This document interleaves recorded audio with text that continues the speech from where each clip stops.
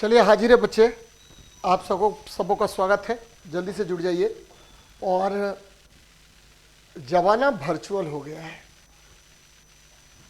क्योंकि हर समय लाइव रहना, बच्चों का चेहरा भी अब देखना नसीब नहीं रह गया है, क्योंकि कहाँ आप हैं कहाँ मैं हूँ कोई पता नहीं। वर्चुअल दुनिया। लेकिन बेटा, संस्कार वर्चुअल नहीं होना चाहिए, जीवन वर्चुअल नहीं होना चाहिए, माता पिता वर्चुअल नहीं होनी चाहिए। माता पिता का सेवा कीजिए, खूब जम करके मेहनत कीजिए, सफलता तभी मिलती है।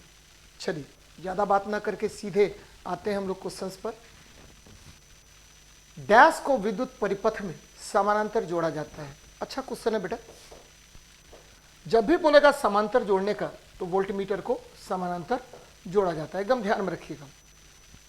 गैल्वेनोमीटर को श्रृंखलाबद्ध क्रम में जोड़ते हैं, श्रृंखलाबद्ध क्रम में जोड़ा जाता है, श्रृंखलाबद्ध क्रम में जोड़ते हैं, एकदम ध्यान में रखिएगा। श्रृंखलाबद्ध जोड़ते हैं, सीरीज में जोड़ेंगे।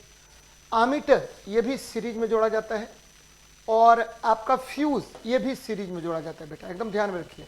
अब सब पर हम डिटेलिंग करते हैं। जरा देखिए, आपको वोल्टमीटर से क्या मापते हैं?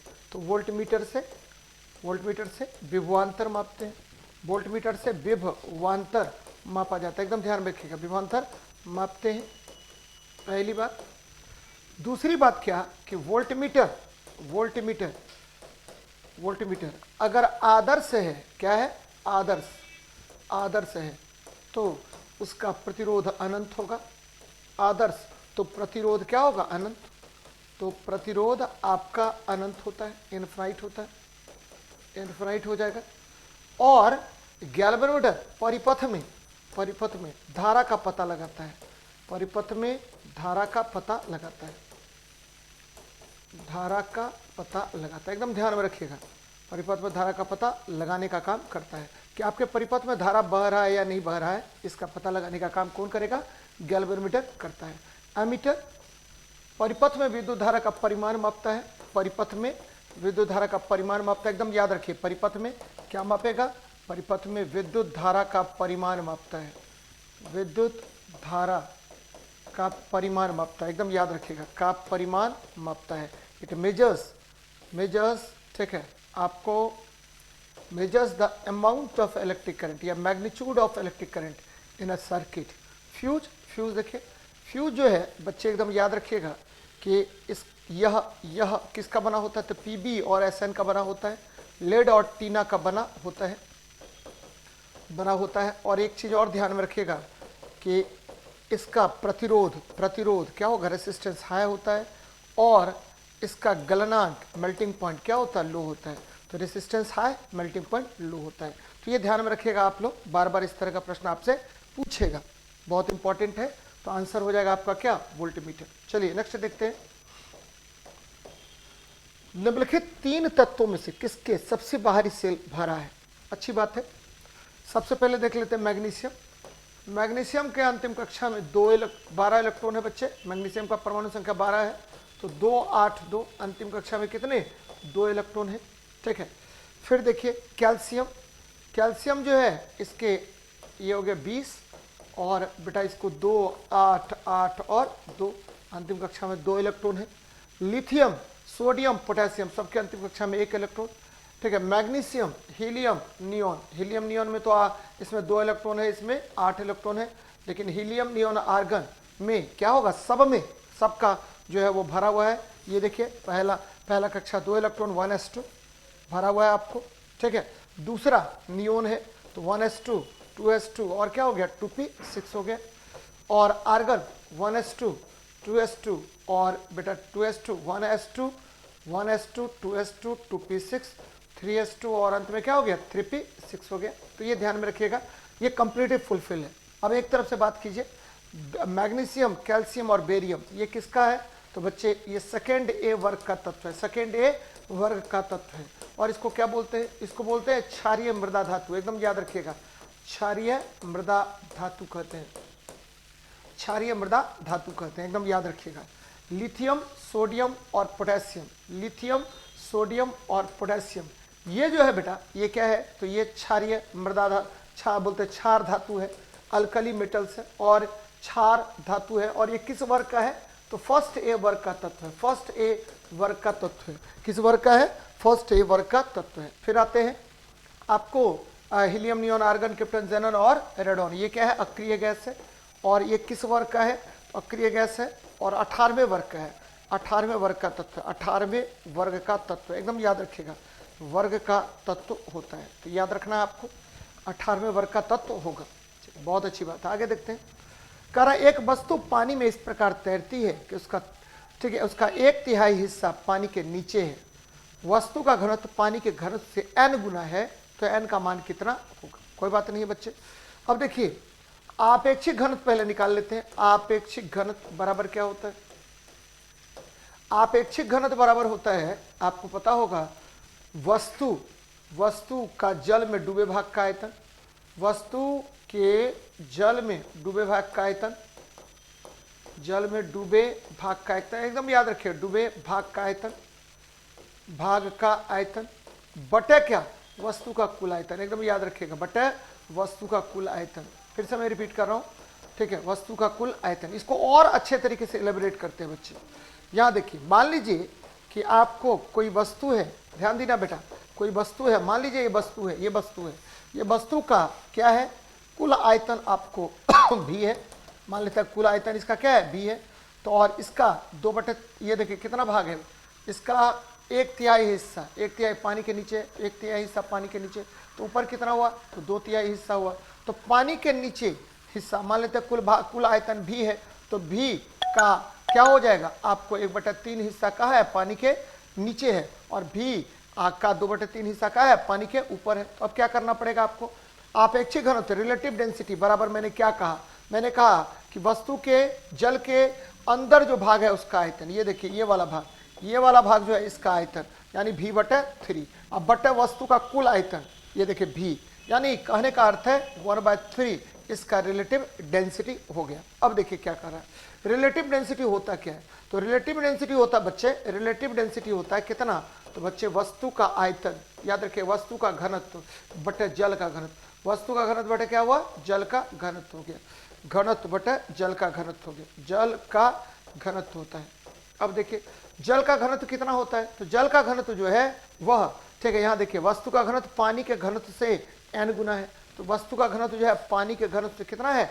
n गुना है। तो मान लेते हैं वस्तु का घनत्व क्या है? d है, तो ये n गुना, तो n इंटू डी, अब बटा क्या कर दीजिए? d, अब बराबर क्या हुआ? 1/3। तो बच्चे n का मान कितना आ गया? 1/3। n का मान कितना आ गया? तो 1/3 आ गया। एकदम ध्यान में रखिए, देखिए क्या कर रहा हूँ, जो मेरा क्वेश्चन कर रहा है उसी को हल में निकाल रहा हूँ। तो n बराबर क्या हो जाएगा? 1/3 हो जाएगा। एकदम आसान सवाल है। अब यहां से क्या याद रखना पड़ेगा आपको? तो 2 बातें यहां से याद रखनी चाहिए आपको। पहली बात क्या? तो बच्चे जैसे ही बोलेगा कि वस्तु ठीक है का आपेक्षिक घनत्व, ध्यान दीजिए आपेक्षिक घनत्व, ये क्या होता है? यहाँ 2 फॉर्मूला मैंने यूज किया। क्या क्या यूज किया? सबसे पहले यूज किया वस्तु का घनत्व बटे जल का घनत्व, वस्तु का घनत्व बटे जल का घनत्व, ये एकदम रामबाण है, इसको याद रखिए। दूसरा क्या याद रखिए बेटा? ये एक हो गया। दूसरा क्या याद रखिए? तो दूसरा याद रखिए कि जब भी बोलेगा आपको क्या, तो जब भी बोलेगा, ठीक है, आपको वो आपेक्षिक घनत्व निकालने के लिए, तो रिलेटिव डेंसिटी बराबर वस्तु का जल के भीतर आयतन, यानी v/3 इसके अनुसार, अब बटे वस्तु का कुल आयतन, ये भी होता है वस्तु का जल के भीतर आयतन बटे वस्तु का कुल आयतन के अनुपात को हम क्या कहते हैं? तो आपेक्षिक घनत्व कहते हैं। तो एकदम आसानी से आपको इस सवाल का आंसर बन जाएगा आपका। चलिए नेक्स्ट देखते हैं क्या कह रहा है। यहाँ देखिए, कह रहा धातु के तार का प्रतिरोध, बच्चे धातु का तार का प्रतिरोध मतलब R बराबर क्या होता है?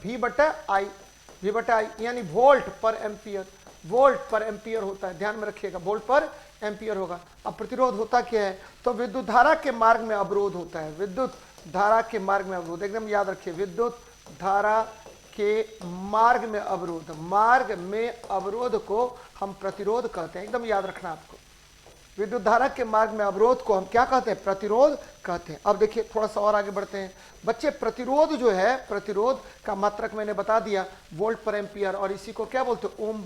ओम बोलते हैं। प्रतिरोध निर्भर करता है, एकदम याद रखना आपको, प्रतिरोध निर्भर करता है किस पर निर्भर करेगा? तो प्रतिरोध सबसे पहले निर्भर करेगा आपको तापमान पर, ठीक है, निर्भर करेगा, यानी टेम्परेचर के डायरेक्टली प्रोपोर्शनल होगा। आर टी बराबर R nought 1 plus alpha T होता है, 1 प्लस अल्फा टी होता है। फिर देखिए दूसरा किस पर निर्भर करेगा, लंबाई पर निर्भर करेगा। किस पर निर्भर करेगा, लंबाई पर। तो लंबाई क्या होता है बच्चे, resistance directly proportional to length of the conductor. तीसरा निर्भर करेगा किस पर, तो क्षेत्रफल पर। किस पर निर्भर करेगा, क्षेत्रफल पर। याद रखना है आपको, प्रतिरोध इनवर्सली प्रोपोर्शनल टू 1/एरिया हो जाएगा। ठीक है, चौथा निर्भर करेगा किस पर, तो बच्चे चौथा निर्भर करेगा, ध्यान में रखिएगा, या प्रकृति पर। किस पर, प्रकृति पर। ठीक है, पांचवा निर्भर करेगा किस पर, तो बच्चे ये निर्भर करेगा प्रकाश पर। किस पर निर्भर करेगा, प्रकाश पर निर्भर करेगा। तो एकदम ध्यान में रखना है कि प्रतिरोध निर्भर करता है तापमान पर, लंबाई पर, क्षेत्रफल पर, प्रकृति पर और प्रकाश पर निर्भर करता है। तो यहाँ देखिए इसकी लंबाई के गलत बात है। ठीक है, इसकी लंबाई और अनुप्रस्थ काट के क्षेत्र, ये गलत बात है। इसकी लंबाई के समानुपाती और अनुप्रस्थ काट के क्षेत्रफल का क्या होगा, व्युत्क्रमानुपाती होगा। और यहाँ से क्या निकल जाएगा बेटा, तो यहाँ से निकल जाएगा आर बराबर rho L by A. Rho L by क्या हुआ, ए हो गया। रो को हम क्या बोलते हैं, तो विशिष्ट, विशिष्ट याद रखिए, विशिष्ट प्रतिरोध कहते हैं, विशिष्ट प्रतिरोध कहते हैं। और रो का मान क्या होगा, तो रो बराबर क्या हो जाएगा, रो बराबर R into A upon L हो जाएगा। ठीक है, और इसका मात्रक क्या होगा, तो ओम इंटू मीटर हो जाएगा। ओम इंटू क्या हो गया, मीटर हो गया। तो ये ध्यान में आपको रखनी चाहिए, बार बार आपको इस तरह का प्रश्न पूछेगा बच्चे। चलिए नेक्स्ट देखते हैं क्या कह रहा है। यहाँ देखिए, यहाँ गैल्वेनीकरण की प्रक्रिया में लोहे के ऊपर कौन सी धातु की परत चढ़ाई जाती है, तो देखिए लोहा, लोहा पर जंग क्या होता है, लोहा पर जंग, रस्टिंग ऑन आयरन की बात अगर करेंगे तो लोहा है और उस पर क्या कर दीजिए, XH2O कर दीजिए और 3O2 कर दीजिए। तो ये बन गया क्या, Fe2O3 इंटू XH2O बन गया। और इसी को बोलते हैं क्या, जंग कहते हैं। क्या कहते हैं, जंग कहते हैं, रस्ट कहते हैं। लोहा पर जंग कौन सी प्रक्रिया, तो लोहा पर जंग लगना, याद रखिएगा, लोहा पर जंग का लगना, लोहा पर जंग का लगना, लोहा पर जंग का लगना। ठीक है, ये कौन सी प्रक्रिया है, जंग का लगना जो है। ठीक है, सबसे पहले रासायनिक अभिक्रिया है। कौन सा है, रासायनिक अभिक्रिया है, केमिकल रिएक्शन है, केमिकल रिएक्शन, एकदम याद रखिएगा, रासायनिक अभिक्रिया है, पहली बात। दूसरी बात क्या, कि यह ऑक्सीकरण अभिक्रिया है, ऑक्सीडेशन रिएक्शन है। कौन सा है, ऑक्सीडेशन रिएक्शन है। तीसरी बात क्या, कि यह जो है रेडॉक्स अभिक्रिया है। कौन सी अभिक्रिया है, रेडॉक्स अभिक्रिया है। तो लोहा पर जंग का लगना, रासायनिक अभिक्रिया, ऑक्सीडेशन, रिडक्शन। अब देखिए लोहा पर जंग से बचाने के लिए क्या काम करेंगे, तो लोहा को जंग से बचाने के लिए, लोहा को जंग से बचाने के लिए, जंग से बचाने के लिए कार्य कौन कौन होगा, बचाने के लिए कार्य कौन कौन कार्य करेंगे, तो पहला कार्य करेंगे क्या बच्चे, सबसे पहला काम करेंगे क्या, लोहा को जंग से बचाने के लिए। ठीक है, इस पर इसको क्या कर देंगे, तो जिंक की परत, जिंक Zn की परत चढ़ा देते हैं, Zn की परत चढ़ा देते हैं, एकदम याद रखिएगा। दूसरी बात क्या करते हैं, तो बच्चे Zn की परत चढ़ा देते हैं, पहला काम। दूसरा काम करते हैं क्या, कि इसमें ठीक है आपको क्रोमियम जोड़ देते हैं, क्रोमियम, क्रोमियम का उपयोग करते हैं, क्रोमियम का उपयोग करते हैं। ठीक है, उपयोग करते हैं। क्रोमियम का उपयोग करने से क्या होगा, तो लोहा है और उसके साथ क्रोमियम जोड़ दीजिए, निकेल जोड़ दीजिए, तो क्या होगा, तो और कार्बन जोड़ दीजिए, तो ये बन गया स्टेनलेस स्टील। क्या करते हैं, स्टेनलेस स्टील बन जाता है बेटा। और इससे भी जंग नहीं लगेगा। जंग रहित लोहा का निर्माण किसके द्वारा होता है, तो क्रोमियम के उपयोग द्वारा भी करते हैं। तो जिंक की परत चढ़ाने को ही हम क्या कहते हैं, गैल्वेनाइजेशन। क्या कहेंगे, गैल्वेनाइजेशन कहा जाता है, गैल्वेनीकरण कहा जाता है। लोहा पर जिंक की परत चढ़ाने की प्रक्रिया को गैल्वेनीकरण कहा जाता है, एकदम याद रखिएगा, लोहा पर जिंक की परत चढ़ाने की प्रक्रिया को गैल्वेनाइजेशन कहते हैं। बहुत अच्छी बात है, आगे देखते हैं। किसने अब अपनी आवर्त तालिका में अंतरालों के आधार पर अभी कुछ और खोजे जाने वाले तत्वों के अस्तित्व की भविष्यवाणी की थी, तो ये किया था मेंडलीफ ने बच्चे। किसने किया था, मेंडलीफ ने अपने आवर्त सारणी में बहुत सारा स्थान खाली छोड़ दिया था। ठीक है, इन्होंने कहा कि देखिए भविष्य में और भी बहुत सारे तत्व खोजे जा सकते, खाली छोड़ दिया। तो आने वाले लोगों को इन्होंने, आने वाले वैज्ञानिकों को इन्होंने एक रास्ता दिखाया बच्चे, कि अभी बहुत सारे तत्व ऐसे हैं जिनकी खोज नहीं हुई है। डिबोरिनियर ने अपना त्रिक नियम दिया था, ध्यान में रखिएगा, त्रिक नियम दिया। मौसले ने क्या किया बच्चे, तो परमाणु संख्या के आधार पर तत्वों को व्यवस्थित किया, परमाणु संख्या के आधार पर तत्वों को व्यवस्थित करने का प्रयास किया। न्यूलैंड ने एक अष्टक नियम दिया था, न्यूलैंड ने कौन सा नियम दिया, अष्टक नियम दिया था, ध्यान में रखिएगा, अष्टक नियम दिया था, याद रखिए बच्चे, कौन सा नियम दिया, तो अष्टक नियम दिया था, एकदम ध्यान में रखिएगा। न्यूलैंड ने कौन सा नियम दिया, तो अष्टक नियम दिया था, ध्यान में रखिएगा, कौन सा नियम दिया? ऑस्टक नियम दिया था। अब देखिए मेंडलीफ की आवर्त सारणी की बात कर रहे हैं बेटा। मेंडलीफ ने जो अपनी आवर्त सारणी दी उसमें क्या किया, कहा इन्होंने, ठीक है, 9 वर्ग इनके आवर्त सारणी में था और 7 आवर्त था इनके आवर्त सारणी में, 7 आवर्त। आवर्त किसको बोलते हैं? तो ये क्षैतिज जो होगा उसको हम आवर्त बोलेंगे, और वर्ग किसको बोलेंगे? तो ये ऊर्ध्वाधर जो होगा इसको वर्ग करेंगे। मेंडलीफ ने अपने आवर्त सारणी में बहुत सारा खाली स्थान छोड़ दिया, जिससे भविष्य में आने वाले वैज्ञानिकों को नए तत्व की खोज की, खोज का आधार मिला बच्चे, आधार मिला इससे। तो ये ध्यान में रखना है। आगे बढ़ रहे हैं, यहाँ देखें निम्नलिखित में से कौन सी भौतिक मात्राओं की कोई इकाई नहीं होती है? तो बच्चे किसकी किसकी इकाई नहीं होती है जरा देख लीजिए। भौतिक मात्रक, भौतिक राशि जिसके मात्रक नहीं है, भौतिक राशि जिसके मात्रक नहीं है, ध्यान में रखिए, जिसके मात्रक नहीं है। कौन कौन नहीं है भौतिक राशि जिसके मात्रक नहीं है? तो बच्चे नहीं है कौन कौन? तो बच्चे आपको पता है आपेक्षिक घनत्व, ध्यान दीजिएगा, आपेक्षिक घनत्व या सापेक्षिक घनत्व सबसे पहली बात। दूसरी बात क्या? विकृति, विकृति का कोई मात्रक नहीं होता है, विकृति। फिर देखिए क्या होता है, विकृति हो गया। फिर क्या होता है? तो आपको पता होनी चाहिए आपेक्षिक घनत्व, विकृति। फिर लीजिए यहाँ पर, ठीक है फिर लीजिए और लीजिए, किसको लेते हैं? आपेक्षिक घनत्व ले लिए, विकृति ले लिए और ले लीजिए, ठीक है, तो विकृति ले लीजिए। फिर लेते हैं, ठीक है, आपको पॉइस का अनुपात, पॉइस का अनुपात एकदम याद रखिए, पॉइस का अनुपात। फिर और लेते हैं, ठीक है बच्चे, ये देखिए और ले लीजिए, ठीक है, पॉइस का अनुपात ले लिए और 2-3 चीज़ और ले लेते हैं, जैसे एग्जाम्पल के तौर पर आपेक्षिक घनत्व, विकृति, पॉइस का अनुपात, ठीक है। फिर लेते हैं जैसे लीजिए घर्षण गुणांक ले लेते हैं, घर्षण गुणांक, इसका भी कोई मात्रक नहीं होता है। फिर देखिए आप लीजिए किसका? तो बच्चे घर्षण गुणांक, और ले लेते हैं अपवर्तनांक, इसका कोई मात्रक नहीं होता है, अपवर्तनांक इसका कोई मात्रक या बीमा नहीं होता है। इन भौतिक राशियों का कोई बीमा या मात्रक नहीं होता, सापेक्षिक घनत्व का कोई बीमा या मात्रक नहीं होगा। अब जरा देखिए घनत्व बराबर क्या होता है? तो द्रव्यमान बटा आयतन होता है, और ये क्या हो गया? ग्राम बटा सेंटीमीटर क्यूब, ग्राम पर सेंटीमीटर क्यूब हो जाएगा। संवेग, संवेग क्या होता है? तो द्रव्यमान गुना वेग होता है, द्रव्यमान गुना क्या होगा? वेग हो जाएगा। और क्या हो जाएगा ये? तो ये हो जाएगा केजी मीटर पर सेकेंड। फिर देखिए दाब क्या होता है? तो दाब होता है बल बटे क्षेत्रफल, दाब का मात्रक न्यूटन और क्षेत्रफल का मीटर स्क्वायर, तो न्यूटन पर मीटर स्क्वायर हो जाएगा। दाब का ऐसा मात्रक क्या होगा? न्यूटन पर मीटर स्क्वायर या पास्कल हो जाएगा। तो देखिए किस किस का नहीं होता है? तो बच्चे आपेक्षिक घनत्व का, विकृति का, पॉइस का अनुपात का, घर्षण गुणांक का, अपवर्तनांक का, इन सबों का मात्रक या बीमा नहीं होता। तो ये ध्यान में रखनी चाहिए। आगे बढ़ रहे हैं, यहाँ देखिए निम्नलिखित में से कौन कौन गैर ध्रुवीय सहसंयोजक बंधन का निर्माण करता है? तो बच्चे सबसे पहले सहसंयोजक बंधन देखते हैं। सहसंयोजक बंधन, ये क्या होता है? Covalent bond. कौन सा बॉन्ड है? कोवैलेंट बॉन्ड है। सहसंयोजक बंधन, इसको बोलते हैं कोवैलेंट बॉन्ड बोलते हैं, कोवैलेंट बॉन्ड बोलते हैं। और ये क्या है बच्चे? तो इलेक्ट्रॉनों की साझेदारी के फलस्वरूप बनने वाला बंधन, इलेक्ट्रॉन के साझेदारी के फलस्वरूप बनने वाला बंधन, साझेदारी के फलस्वरूप बनने वाला बंधन, फलस्वरूप बंधन, बनने वाला बंधन, एकदम ध्यान में रखिएगा, बनने वाला बंधन, ये क्या कहलाएगा? तो ये कहलाएगा आपको सहसंयोजक बंधन कहलाएगा। और क्या होगा? तो ये देखिए इलेक्ट्रॉन है, मान लीजिए मीथेन है, तो मीथेन क्या करेगा? तो आपको, ठीक है, 4 इलेक्ट्रॉन, 4 इलेक्ट्रॉन और हाइड्रोजन 4 के द्वारा 4 इलेक्ट्रॉन की साझेदारी होगी और इन्होंने अपना बंधन बना लिया। बच्चे यहाँ देखिए, अब ये सहसंयोजक बंधन क्या होता है? तो बच्चे सहसंयोजक बंधन तो मैंने बता दिया। अब देखिए सहसंयोजक बंधन मुख्य रूप से 2 प्रकार के होते हैं। एक होता है ध्रुवीय, ध्रुवीय, ध्रुवीय होगा सहसंयोजक बंधन, ध्रुवीय सहसंयोजक बंधन। ध्यान दीजिए बच्चे, ध्रुवीय सहसंयोजक बंधन किसे कहते हैं? तो बच्चे यहाँ देखिए, यह हाइड्रोजन है और ये क्लोरीन है, तो बच्चे 2 ध्रुव का निर्माण कर लेगा, 2 ध्रुव का निर्माण कर लेगा। तो इस प्रकार के बने बंधन को हम क्या बोलते हैं? ध्रुवीय सहसंयोजक बंधन कहेंगे। जैसे आप ले सकते हैं, बहुत सारे तत्व ऐसे होते हैं जो ध्रुवीय सहसंयोजक बंधन का निर्माण करेगा।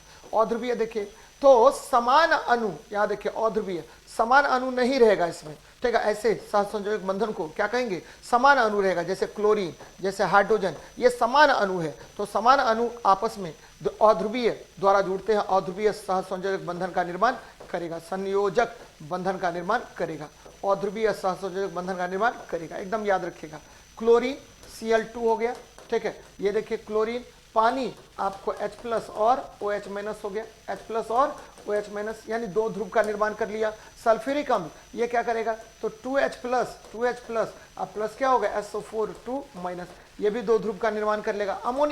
अमोनिया भी दो ध्रुव का निर्माण कर लेगा। तो यहाँ कौन नहीं बनाएगा दो ध्रुव, तो बच्चे क्लोरीन नहीं बनाएगा। क्लोरीन जो है समान, ठीक है, परमाणुओं के बीच बंधन है, इसीलिए इसने आपको क्या नहीं बनाया, आपका, ठीक है, ध्रुवीय सहसंयोजक बंधन का निर्माण नहीं करेगा। ये अध्रुवीय सहसंयोजक बंधन का निर्माण करेगा। H2 हो गया, O2 हो गया, या ठीक है N2 हो गया, ये सब क्या हुआ, आपको अध्रुवीय सहसंयोजक बंधन का निर्माण करता है। तो ये ध्यान में रखिएगा। आगे बढ़ रहे हैं, यहां देखिए 20 केजी द्रव्यमान की एक वस्तु 5 मीटर पर सेकंड के वेग के साथ गतिमान है, तो वस्तु द्वारा लगाई गई गतिज ऊर्जा कितनी होगी। तो आसान बात है निकालना, यहां पर निकाल लीजिए। गतिज ऊर्जा काइनेटिक एनर्जी बराबर होता है हाफ mv², कर लीजिए बच्चे। तो हाफ ही है और m का मान दिया हुआ है 20 केजी, अब गुना किया 5 का स्क्वायर, कर लीजिए बच्चे। तो 25 हो गया और 20 तो काट दीजिए, 10 गुना 25 हो गया, यानी 250 जूल हो जाएगा। तो आंसर क्या हो जाएगा, 250 जूल होगा। अब देखिए काइनेटिक एनर्जी बराबर क्या होता है, काइनेटिक एनर्जी बराबर होगा p² अपॉन क्या 2m होता है, या संवेग का वर्ग बटे 2 गुना द्रव्यमान, 2 गुना क्या होगा द्रव्यमान होता है। ये भी फॉर्मूला आपको ध्यान में रखनी चाहिए, बार बार आपसे क्वेश्चन पूछेगा। चलिए बहुत अच्छी बात है, आगे बढ़ते हैं। नेक्स्ट क्वेश्चन देखिए क्या कह रहा है। यहां देखिए बेटा, निम्नलिखित में से कौन सा राइजोम का उदाहरण है। बच्चे आलू जो होता है वो ट्यूबर है, आलू ये तना है बच्चे, आलू क्या है वह आपको ट्यूबर है, ट्यूबर यानी कंद है बेटा। अब देखिए क्या है, ठीक है, गन्ना आपको क्या होता है, जड़ होता है। गन्ना क्या हुआ, जड़ होगा और उसी से तना बाहर निकलेगा। गन्ना का रस किसका बना होता है, तो गन्ना का रस बना होता है सुक्रोज का। किसका बना होता है, सुक्रोज का। और सुक्रोज क्या होता है, तो ग्लूकोज और फ्रुक्टोज से बना होता है। सुक्रोज किसका बना होगा, तो ग्लूकोज और फ्रुक्टोज का बना होता है, ग्लूकोज प्लस फ्रुक्टोज का बना होता है। एकदम ध्यान में रखिएगा, ग्लूकोज और फ्रुक्टोज के कौन बने होते हैं, तो आपको सुक्रोज बने होते हैं, ध्यान में रखना आपको। चलिए अब देख लेते हैं क्या कह रहा है। अब प्याज देखिए, प्याज क्या है, तो बच्चे प्याज जो है ये भी एक तना है, और ये क्या है, तो ये आपका बल्ब है। क्या है, बल्ब है, सलकंद बोलते हैं इसको, सल्क पत्र बोलते हैं, सल्क पत्र बोलेंगे। चलिए अच्छी बात है। अदरक आपका क्या है, राइजोम है। अदरक भी तना है, अदरक क्या हुआ, राइजोम है, याद रखिएगा राइजोम है, ठीक है। अदरक क्या हुआ, राइजोम होता है। तो आंसर क्या होगा आपका, अदरक हो जाएगा। आंसर क्या हो जाएगा, अदरक, गिंजर हो जाएगा बच्चे, क्योंकि यह राइजोम है, ये क्या है, राइजोम होगा। एकदम सही है, ठीक है।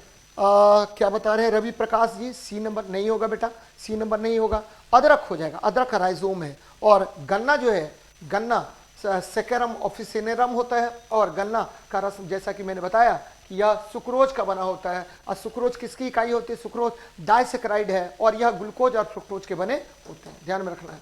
चलिए आगे बढ़ते हैं। समय टी के दौरान तार में विद्युत धारा के द्वारा उत्पन्न उष्मा, बच्चे जूल का नियम है, ठीक है। आपको विद्युत धारा के कारण उत्पन्न उष्मा, विद्युत धारा के प्रवाह के कारण चालक तार में उत्पन्न उष्मा, चालक तार में उत्पन्न उष्मा क्या होगा, उत्पन्न उष्मा क्या होगा, उत्पन्न उष्मा H है। उत्पन्न उष्मा क्या है, H है। ये किस पर निर्भर करेगा, तो सबसे पहले विद्युत धारा के वर्ग पर, I² पर, फिर निर्भर करेगा जितना समय के लिए प्रभावित करेंगे उस पर, तीसरा निर्भर करेगा किस पर, तो बच्चे प्रतिरोध पर निर्भर करेगा। और इस नियम को हम बोलते हैं क्या नियम, जूल का लॉ। किसका नियम, जूल्स लॉ बोलते हैं बेटा। क्या बोलते हैं, joules law of heating effect of current, joules law of heating effect of current बोलते हैं, हीटिंग इफेक्ट ऑफ करंट बोलेंगे, हीटिंग इफेक्ट ऑफ करंट कहा जाता है। एकदम ध्यान में रखिएगा, इफेक्ट ऑफ करंट कहते हैं। और इसका फॉर्मूला क्या होगा, फॉर्मूला होगा H बराबर I² होगा। H बराबर क्या होगा, I² होगा। तो आंसर क्या होगा, I² होगा। विद्युत धारा के उसमें प्रभाव पर बहुत सारा चीज आधारित है। जैसे एग्जांपल के तौर पर लीजिए, इस पर क्या आधारित है, पहला आधारित है विद्युत बल्ब, ठीक है। दूसरा आधारित है विद्युत हीटर, क्या होगा, विद्युत हीटर होगा बच्चे, विद्युत हीटर होगा, ध्यान में रखिएगा। तीसरा आधारित होगा क्या, तो बच्चे ये आधारित होगा प्रेस, विद्युत प्रेस आधारित होगा, विद्युत प्रेस आधारित होता है। ये ध्यान में रखिएगा। H बराबर क्या होगा, I²RT, H बराबर क्या होगा, I²RT। तो याद रखना है इसको। चलिए इसको joules law of heating effect of current कहा जाता है। विश्व में डैश जैव भौगोलिक क्षेत्र हैं। तो जब भी विश्व में जैव भौगोलिक क्षेत्र की बात करेगा तो विश्व में 6 जैव भौगोलिक क्षेत्र हैं। विश्व में 6 जैव भौगोलिक क्षेत्र हैं। और याद रखिए बच्चे कितने हैं? 6 जैव भौगोलिक क्षेत्र हैं। जैव भौगोलिक क्षेत्र कितने हैं? तो 6 हैं, ध्यान में रखिएगा। अब देखिए, अब मैं क्या कह रहा हूं कि विश्व में याद रखना है आपको, विश्व में, ठीक है, आपको विश्व में पर्यावरण संतुलन बनाए रखने के लिए, एकदम ध्यान में रखिएगा, पर्यावरण संतुलन बनाए रखने के लिए, संतुलन बनाए रखने के लिए कितनी प्रतिशत चाहिए? रखने के लिए, ठीक है, रखने के लिए वन कितना चाहिए? तो वन जो है वह 33% चाहिए। कितना परसेंट? 33% चाहिए होगा। और ये ध्यान में रखिएगा आप लोग, कितना परसेंट चाहिए? 33% चाहिए। आगे बढ़ते हैं।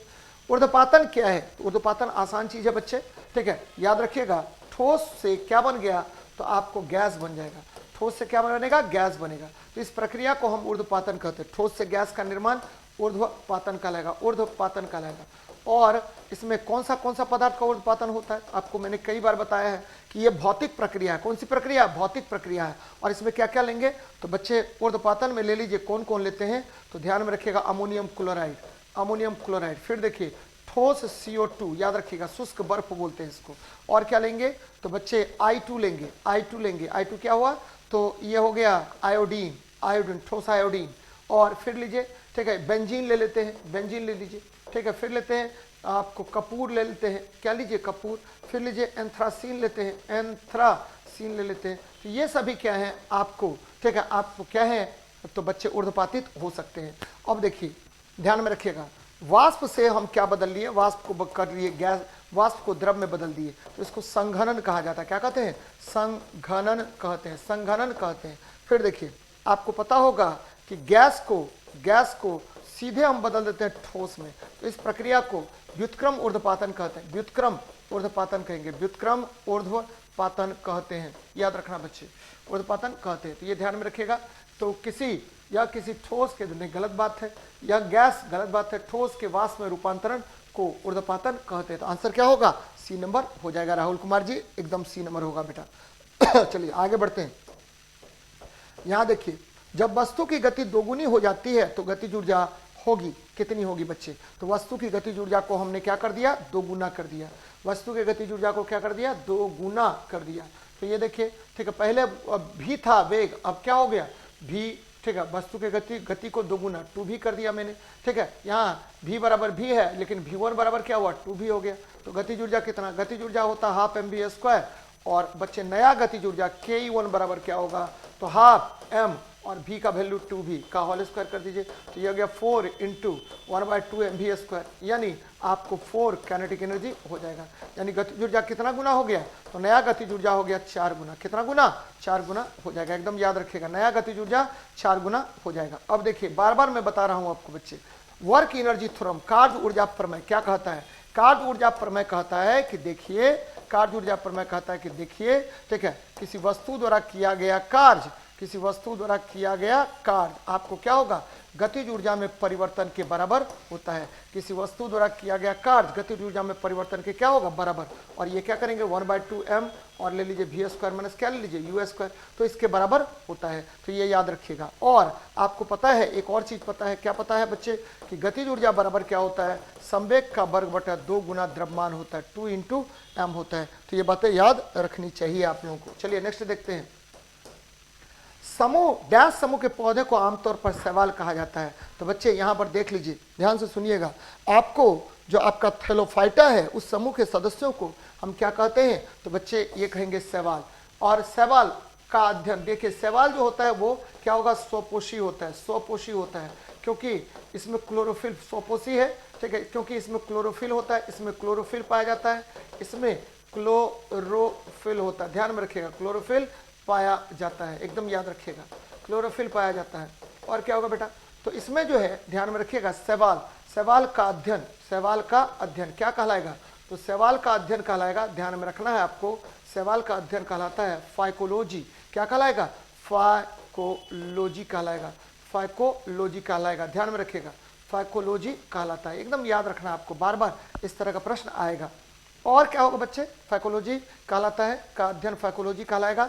अब एक चीज और ध्यान में रखिएगा कि शैवाल जो होता है, शैवाल, ठीक है, जैसा कि मैंने बताया स्वपोषी होता है। और ठीक है, आपको बार बार मैं ये बताता रहता हूं कि समुद्र का रंग लाल, देखिएगा समुद्र का रंग लाल किसकी वजह से, तो रंग लाल होगा, ये भी शैवाल की वजह से ही होता है। शैवाल को हम लोग खाते भी हैं, ठीक है बच्चे। आपको जब एजोला नामक शैवाल को ले जाया जाता है किस पर, ठीक है, आपको जहाज पर ले जाया जाता है, अंतरिक्ष में ले जाया जाता है, जिसको खाया जाता है।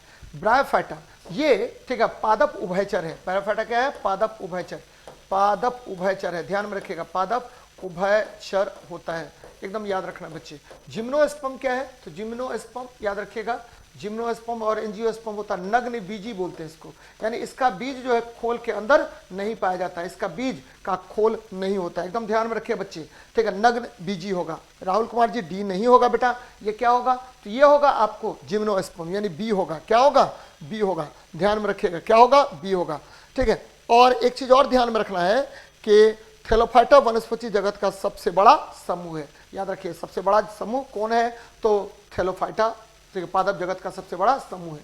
नेक्स्ट देखिए, एक लेंस की पावर -2d है बच्चे, 2.5d है। तो आपको पता है, मैंने बार बार बताया कि देखिए उत्तल लेंस की फोकस दूरी क्या होगी, तो पॉजिटिव होगा, और अवतल लेंस की फोकस दूरी क्या होगी, तो बच्चे नेगेटिव होगा, एकदम ध्यान में रखिएगा। अब क्या कह रहे हैं, अब कह रहे हैं कि आपको फोकस लंबाई निकालना है, पावर दिया हुआ, तो P बराबर होता है 1/f, क्या होगा 1/f, तो बेटा f निकाल लीजिए, f बराबर क्या होगा, तो 1/p हो जाएगा। तो यहाँ देखिए क्या है, 100 ले लीजिए और 2.5 ले लीजिए इसको, तो 2.5 ऊपर लेके चलिए, क्या हो जाएगा 10 हो जाएगा, 25 चौका कितना हो गया 100, तो ये -40 आपको सेंटीमीटर आ जाएगा, या माइनस, ठीक है, 40 आपको क्या होगा मीटर में ले लीजिए, क्या लीजिए मीटर में, ठीक, -4.0 मीटर। उत्तल बोलते हैं अवतल, अवतल हो जाएगा, अवतल लेंस हो जाएगा, अवतल लेंस और -0.40, मैंने बता दिया पहले ही, उत्तल के लिए ये उत्तल लेंस है बच्चे, ये उत्तल लेंस है। उत्तल लेंस का पावर क्या होता है, पॉजिटिव होता है, उत्तल लेंस की फोकस दूरी पॉजिटिव होती है, अवतल लेंस का फोकस दूरी क्या होगा, तो निगेटिव होगा, और पावर भी क्या होगा, तो निगेटिव होगा। तो ये ध्यान में रखिएगा, बार बार आपसे इस तरह का प्रश्न पूछेगा। अब देखिए एक चीज और ध्यान में रखना है आपको, बार बार आपसे क्वेश्चन पूछेगा कि दर्पण, दर्पण कौन सा दर्पण, तो दर्पण ये ले लीजिए अवतल दर्पण, कौन सा दर्पण, अवतल दर्पण, इसकी फोकस दूरी क्या होती है, निगेटिव होती है, क्या होती है, निगेटिव होता है। और एक और दर्पण होता है जिसको हम बोलते हैं उत्तल दर्पण, कौन सा, उत्तल दर्पण बोलते हैं, और इसकी फोकस दूरी क्या होती है, तो एफ जो है पॉजिटिव होता है, क्या होता है, पॉजिटिव होता है। तो दर्पण के केस में, ठीक है, अवतल दर्पण का फोकस दूरी क्या होगा, तो निगेटिव होगा, लेकिन उत्तल दर्पण की फोकस दूरी क्या होगी, तो बच्चे पॉजिटिव होगा, एकदम ध्यान में रखिएगा। नेक्स्ट देखते हैं क्या कह रहा है, एल्काइन का रासायनिक सूत्र क्या होता है, एल्काइन बच्चे, एल्केन आपको पता है हाइड्रोकार्बन, कार्बन और हाइड्रोजन के, हाइड्रोजन से बने तत्व होते हैं। हाइड्रोकार्बन किसका बना होता है, तो कार्बन और हाइड्रोजन के बने यौगिक होते हैं, कार्बन प्लस हाइड्रोजन। और ये क्या होगा, तो ये मुख्य रूप से 3 प्रकार के होते हैं। पहला एल्केन, क्या होगा, एल्केन होगा, एल्केन क्या होता है, CnH2n+2 होगा। और एल्कीन क्या होगा, तो एल्कीन हो जाएगा बेटा, क्या होगा, तो CnH2n। और एल्काइन क्या होगा, तो एल्काइन होगा CnH2n-2, एल्काइन हो जाएगा CnH2n-2। तो ये ध्यान में रखिएगा, ये है सिंगल बॉन्ड हाइड्रोकार्बन होता है, ये डबल बॉन्ड हाइड्रोकार्बन होता है, और ये ट्रिपल बॉन्ड हाइड्रोकार्बन होते हैं। तो यहाँ देखिए ये कह रहा है एल्काइन, एल्काइन बोल रहा है, तो CnH2n-2। अब देखिए CnH2n+1 क्या होगा, तो बच्चे ये एल्काइल होता है, क्या होता है, एल्काइल होता है, ये ध्यान में रखिएगा, एल्काइल होगा, क्या होगा, एल्काइल होगा। तो हाइड्रोकार्बन, कार्बन और हाइड्रोजन से बने यौगिक, और हाइड्रोकार्बन मुख्य रूप से 2 प्रकार के होते हैं, संतृप्त हाइड्रोकार्बन, एल्केन संतृप्त हाइड्रोकार्बन है, दूसरा होता है असंतृप्त हाइड्रोकार्बन। एल्कीन और एल्काइन दोनों असंतृप्त हाइड्रोकार्बन की श्रेणी में आता है, ये ध्यान में रखिएगा। नेक्स्ट देखिए, जब कॉपर ऑक्साइड को हाइड्रोजन के साथ गर्म किया जाता है तो तांबा धातु और जल का निर्माण होता है। देखिए कॉपर ऑक्साइड Cu2O को किससे अभिक्रिया करा रहे हैं बेटा, तो हाइड्रोजन से अभिक्रिया करा रहे हैं, हाइड्रोजन से अभिक्रिया करा रहे हैं, तो क्या बना, तो बन गया 2Cu, ठीक है, प्लस H2O बन गया। ये कॉपर मुक्त हो गया, कॉपर मुक्त हो गया, और ये ब्राउन कलर का मुक्त होगा, कौन सा मुक्त होगा, ब्राउन कलर का मुक्त होगा। जरा देखिए बच्चे, ठीक है, आपको पता है कि Cu2O और ऑक्सीजन है और हाइड्रोजन के पास में गया, तो ऑक्सीजन जब हाइड्रोजन के साथ अभिक्रिया करता है, यहाँ देखिए यहाँ क्या हुआ, तो यहाँ ऑक्सीजन आपको बाहर निकल गया, तो कॉपर का रिडक्शन हुआ, लेकिन हाइड्रोजन का क्या हुआ, ऑक्सीकरण, हाइड्रोजन का ऑक्सीकरण होगा और कॉपर का क्या होगा, रिडक्शन हो जाएगा। कॉपर का क्या होगा, रिडक्शन होगा। तो क्वेश्चन पूछ रहा है कि इस क्रिया में हाइड्रोजन का क्या होता है, इस क्रिया में हाइड्रोजन का क्या होता है। देखिए हाइड्रोजन में क्या हुआ, तो ऑक्सीजन मिला तो ये क्या बना लिया, जल का निर्माण कर लिया इसने, ऑक्सीजन मिला जल का निर्माण कर लिया। कॉपर में क्या हुआ, कॉपर से ऑक्सीजन बाहर निकल गया, तो ये देखिए कॉपर से ऑक्सीजन बाहर निकल गया, तो क्या हुआ, कॉपर बाहर निकल गया, तो बच्चे क्या हुआ, ऑक्सीजन की कमी हो गई। तो अगर किसी यहाँ ध्यान में रखिएगा, ऑक्सीजन की वृद्धि अगर होगी, ठीक है, ऑक्सीजन की वृद्धि होगी, ऑक्सीजन की कमी होगी, हाइड्रोजन की वृद्धि होगी, हाइड्रोजन की कमी होगी, हाइड्रोजन की क्या होगी, वृद्धि होगी। इलेक्ट्रॉन त्यागेगा, इलेक्ट्रॉन क्या करेगा, त्यागेगा, और इलेक्ट्रॉन क्या करेगा, ग्रहण करेगा, इलेक्ट्रॉन ग्रहण करेगा। तो जब बच्चे इधर देखिए, ऑक्सीजन की कमी, हाइड्रोजन की वृद्धि, इलेक्ट्रॉन ग्रहण, इसको बोलते हैं अवकरण। क्या बोलते हैं, अवकरण, रिडक्शन बोलते हैं, अवकरण बोलेंगे। और ये देखिए, ठीक है, ऑक्सीजन की वृद्धि, हाइड्रोजन की कमी और इलेक्ट्रॉन त्यागेगा, तो इसको बोलते हैं ऑक्सीडेशन। क्या बोलते हैं, ऑक्सीडेशन कहते हैं। तो ये कौन सी अभिक्रिया हुई, तो ऑक्सीकरण, यानी हाइड्रोजन का यहाँ क्या हो रहा है, ऑक्सीकरण हो रहा है, हाइड्रोजन का क्या हो रहा है, ऑक्सीकरण हो रहा है। तो एकदम ध्यान में रखना है बच्चे, हाइड्रोजन का यहाँ क्या हो रहा है, ऑक्सीकरण हो रहा है। चलिए अच्छी बात है, आगे बढ़ते हैं। निम्नलिखित में से बल की इकाई क्या होती है, तो बल का इकाई याद रखिएगा क्या होगा, बल क्या होता है, बल होता है संवेग में परिवर्तन की दर। बल F बराबर होगा dp बटे dt, और ये क्या हो जाएगा, m इंटू ए होगा, ठीक है, m इंटू ए होगा। और इसका मात्रक क्या होगा, न्यूटन हो गया। जूल किसका मात्रक हो गया, तो ऊर्जा का मात्रक क्या होता है, जूल होता है।